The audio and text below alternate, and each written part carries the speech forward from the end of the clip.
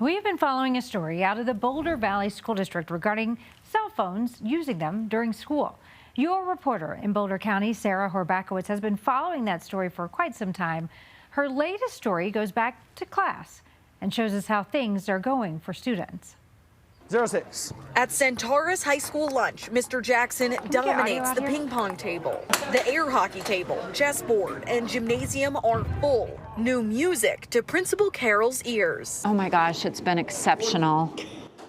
It has been so loud. They are talking, they are laughing. Celebrating the noise from the new programming schools got a stipend for to replace phone use. When we take something away, can we replace it with that's going to inspire connection or will, support them in kind of breaking a habit? And in our own game of ping pong, Mr. Jackson shared the changes he's seen so far. You know what? In this environment, it just gets them involved and they're connected. And when they feel connected, they're going to be more involved in the academic piece, too. Principal Carol says they've had fewer fights and complaints of cyberbullying, along with more social opportunities. And more than half of the teachers surveyed by CHS are seeing better focus in the classroom.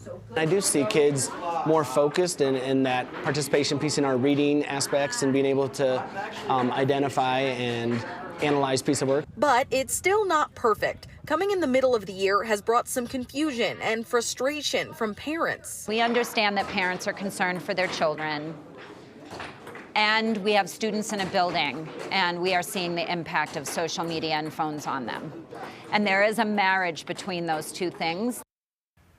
Joining me now to talk more about this is Sarah, your reporter in Boulder County. Sarah, thanks so much for spending a little time with us. Yeah, happy to sit down with you. Yeah, I saw the story and I loved it so much. I just wanted to grab you and talk to you a little bit about this. For most teens, we know their cell phones, of course, a big deal. What was it like whenever you went back to the high school there and spent the day there and watched all of the kids? What was it like? Yeah, I don't think you really think about it because we all have phones now.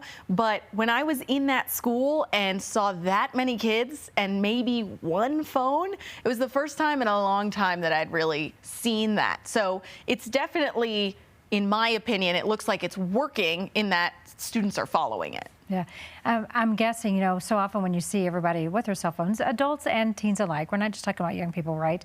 But everyone, their heads are buried, they're staring down at their phones and they're not making eye contact with people and looking around, and certainly not engaged and playing games and stuff.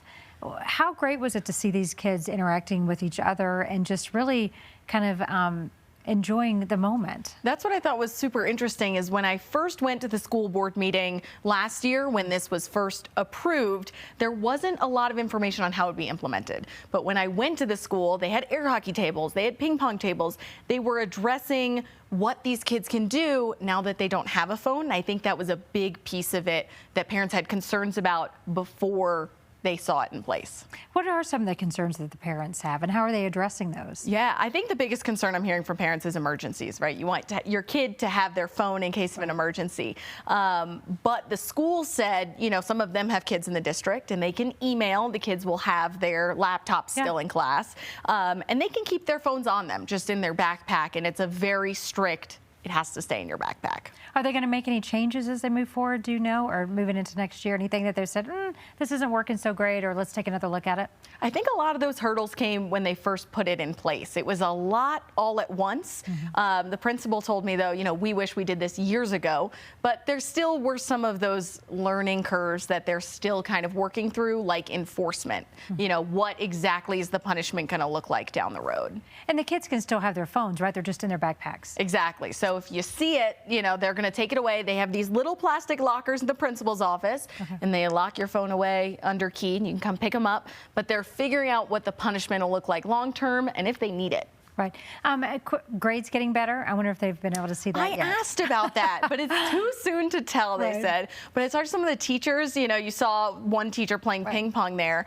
They're seeing better attention in class and participation. So they're also seeing their students interact more with one another. So if they have a new student who's maybe a transfer, maybe somewhat shy, they're seeing them make friends a little more quickly. Yeah, and I bet they do see grades come up a little bit. You would think so, right? I'm it should curious. follow that process, you would think. And another quick question for you, too, before I let you go here is, any other school districts reaching out, or have they heard from any other areas that are saying, hey, we might want to do this too?